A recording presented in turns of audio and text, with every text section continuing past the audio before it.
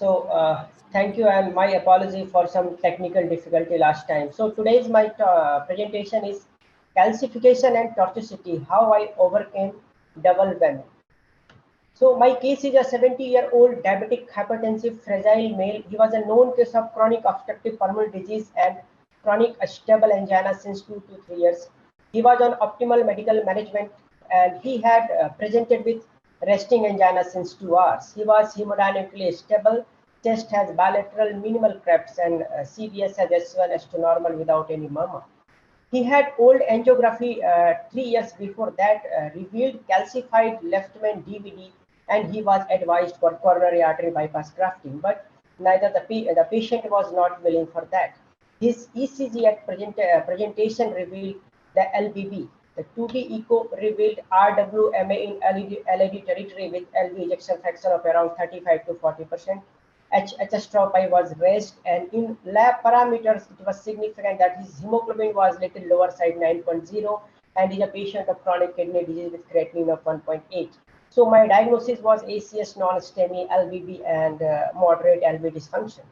So after initial stabilization, we took the patient for the coronary angiogram by right radial route with 5F seat and Tiger catheter. It revealed in this epicaudal view that the left main is long and there is mild plaquing in the mid part of the left main. Distal left main has some intermediate disease. The RO cranial view revealed that there is significant 90 to 95% stenosis just after the diagonal in the LAD, followed by some intermediate disease. In RO caudal view, nothing extra could be appreciated. LCX appears to be healthy.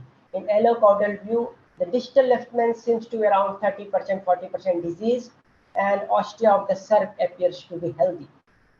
In RCA was dominant and diffusely diseased from the beginning to the end, maximum of around 90%. So the diagnosis is left main double vessel disease, but neither the patient and nor the surgeon was willing to do the coronary artery bypass grafting due to the poor lung reserve. So we planned for PTCF stenting to LAD, obviously with some debulking technology, and I think here the rota was the most suitable one.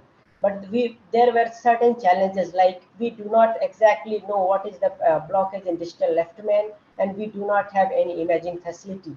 The LAD was, apart from being calcified, it was very tortuous, and patient has some renal dysfunction, and RCA revascularization was difficult at the same setting, and fragile patient with poor lung reserve was another issue. But we finally planned for PTCA plus stenting to LAD by rota guided, and we planned only focal stenting to avoid touching the left main. So we took 7F right femoral arterial and venous seat. We put a TPI lead in IVC. We have also taken a 4 French contralateral arterial seat for emergency IABP, and our guide catheter was EBU 3.5. We planned to cross lesion directly with the rota wire, followed by rota ablation and pre-dilatation and focal stenting. So the lesion was crossed with rota wire without much difficulty. Then we took a 1.5 millimeter burr, and with a speed of 1,50,000 rate per minute, we rota ablated the lesion and followed by some polishing run. After rota ablation, the rota wire was exchanged with run through NS wire via microcatheter, and pre-dilatation of lesion was done by 2.5 into 8 mm non-compliant balloon at a pressure of around 20 millimeter of atmosphere. So our plan was, as discussed earlier, our plan was very precise length of stenting. First, we took 3 into 16 mm drug-eluting stent, but it was quite bigger, like we have to touch to the left main. So then we changed the stent, and then we took the 3.3 into 12 mm drug-eluting stent, and after confirming its position in multiple views, like we have to give so many contrast we wanted to avoid, but actually the calcium was so much, whenever there was any movement of guide stent or anything, the whole system tried to come back. But finally the best position was obtained, and the 3 into 12 millimeter of drug-eluting stent was deployed in the mid-LAD focal stenting.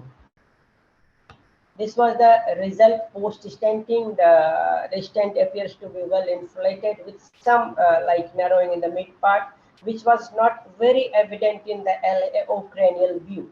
So, but we finally tried post dilatation. Even the post dilatation was not so easy, because anything ops we tried, it was not going through the LAD and stent.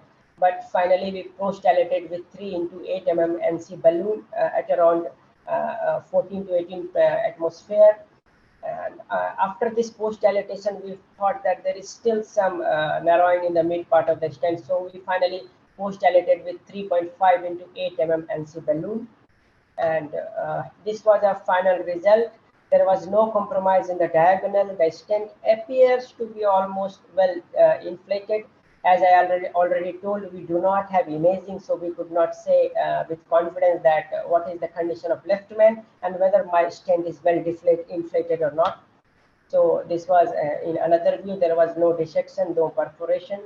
So my take-home message is rotablation can be performed in tortuous and heavily calcified lesion with some precaution, as there is high chance of complication. And focal stenting sometimes can be a good option in elderly, fragile patient where you do not want to do perfect. And my last message is perfect is sometimes enemy of good. So I stopped doing at this point. I did not touch any left main. And my patient, it was done in January 2021.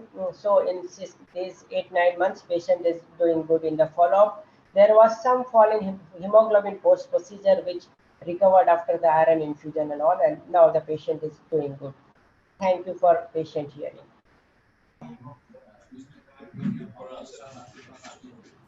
Thank you, Dr. Aditya, for your wonderful presentation.